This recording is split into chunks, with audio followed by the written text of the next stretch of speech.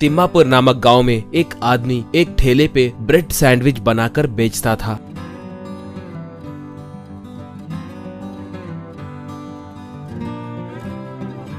एक sandwich, chicken sandwich, veg sandwich, ऐसे तरह तरह के सैंडविच बनाकर बेचता था। लोग वहां पर अच्छे से आकर खाते थे। उस सैंडविच के ठेले के सामने ही एक डॉक्टर हुआ करता था। उसका नाम गोपी था। वो बहुत समझदार डॉक्टर था। उस गांव के पड़ोस गांव में लड्डू नाम का एक धनवान आदमी का बेटा था। वो सुबह से शाम तक सिर्फ खाना ही खाता था। वो कितना खाता था उसे भी पता नहीं था, मगर उसकी एक समस्या थी। उसे भयानक कब्ज था। टॉयलेट के अंदर गया तो घंटे बीत जाते थे, मगर उसका पेट साफ नहीं होता था। 3-4 महीने में एक बार भी पेट साफ नहीं होता था, यानी सिर्फ खाने का पेट में इनकमिंग था, मगर आउटगोइंग नहीं था। इस वजह से वो जहाँ देखो वहाँ चुपचाप पाद मार देता था। उसकी बदबू बर्दाश्त नहीं करने के वजह से लोग अपना नाक बंद करते थे। थोड़े लोग सर चकराकर गिर भी जाते थे। लिफ्ट चढ़े तो उसमें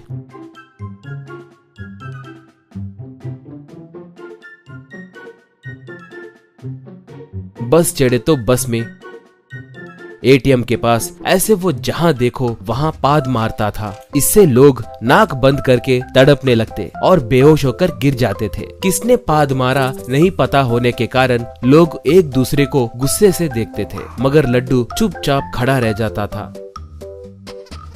एक बार लड्डू के पिता, बेटे, तुम्हारे कब्ज के वजह से पूरा गांव तड़प रहा है, कम से कम खाना तो भी कम करो बेटा, कहा। माँ तब, हाँ बेटा, तुम्हारे लिए खाना बनाते बनाते तक रसोई भाग रहे हैं और तुम कितने मोटे हो रहे हो, देखे क्या, बोली। लड्डू तब, वाह, मैं क्या करूँ माँ, भूख लगे तो मैं अपने आप को रोक नहीं सकता। मेरी जिम्मेदारी निभाते हुए मैं आए दिन टॉयलेट को तो जा रहा हूँ ना, मगर पेट खाली नहीं हो रहा है तो मैं क्या कर सकता हूँ। पेट साफ होकर 4 महीने हो रहे, खाया हुआ खाना कहाँ जा रहा है पता नहीं, कहा। पिता तब, बेटा, बहुत मुश्किल से तुम्हारे लिए एक अच्छा रिश्ता लाया हूँ। कल ही उनके घर में लड़की को देखने जाना है। वहाँ पर जितनी देर रहेंगे उतनी देर तुम्हें अपने आप को काबू में रखना होगा। वहाँ पर वो लोग चाहे कुछ भी रखे, तुम्हें खाना नहीं होगा। उन्हें खाकर अगर तुमने पाद मारा तो बस सब सत्यानाश हो जाएगा। तुम गैस नहीं छोड़ोगे कहकर मुझसे वादा करो, कहा। लड्डू तब, मैं कोशिश करूँगा पिताजी, अगर मैं अपने आप को कंट्रोल नहीं कर पाया तो मैं कुछ नहीं कर सकता, प्रॉमिस, कहकर उसके हाथ पे हाथ रखा। लड्डू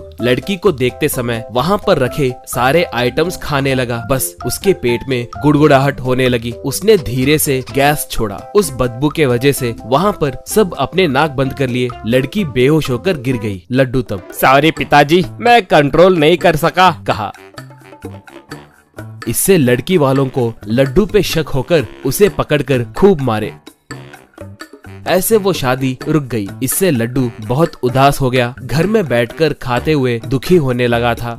एक बार वो किसी काम से तिम्मापुर आया। वहाँ पर डॉक्टर गोपी कॉन्स्टिपेशन स्पेशलिस्ट कहकर एक बोर्ड दिखाई दिया।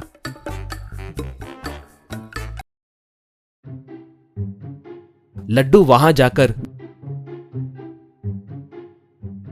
डॉक्टर से मिलकर अपने समस्या के बारे में उन्हें बताया। डॉक्टर जी, मुझे अपने जिंदगी पे घिन आ रही है, मगर खाने पे प्यार के वजह से मैं आत्महत्या कर नहीं पा रहा हूँ। मर गए तो मैं खा नहीं पाऊंगा ना, इसलिए मुझे बचाइए सर, कहा। गोपी तब, मुझे तुम्हारी समस्या समझ आ गई। तुम्हारा सिर्फ 3 महीने में एक बार आउट गोइंग है ना। यहाँ पर साल में एक बार पेट साफ होने वाले भी आते रहते हैं। उनके सामने तुम क्या चीज हो। तुम्हारे आउट गोइंग के बारे में मुझ पर छोड़ दो, कहा। लड्डू तब, पहले भी बहुत सारी दवाइयाँ इस्तेमाल कर चुका हूँ, मगर वो सब काम नहीं किए, कहा। गोपी तब, पता है वो दवाइयाँ कुछ भी काम नहीं करेंगे कहकर मुझे अच्छे से पता है। इसलिए तुम वो सामने जो सैंडविच का ठेला है ना, वहाँ पर जाकर मेरा नाम बोलकर स्पेशल ब्रेड सैंडविच लेकर खाओ। दिन में एक एक करके पूरा 1 हफ्ता खाओ, तुम्हारी समस्या दूर हो जाएगी, कहा।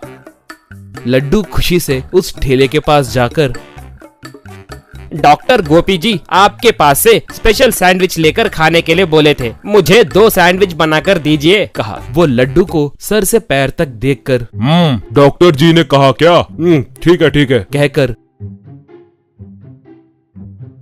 ब्रेड सैंडविच बनाने लगा। ब्रेड के बीच में केले के टुकड़े रखकर उसके ऊपर कुछ अजीब मसाले डालकर 2 सैंडविच बनाकर दिया। लड्डू पैसे देकर सैंडविच वही खा गया। बस उसके पेट में गुड़गुड़ाहट शुरू हो गई। वो पेट पकड़कर घर को गया,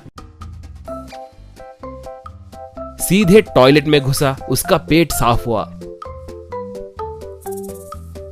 ऐसे आए दिन आकर ब्रेड सैंडविच खाना, पेट पकड़कर घर को निकलना, ये सब चलने लगा।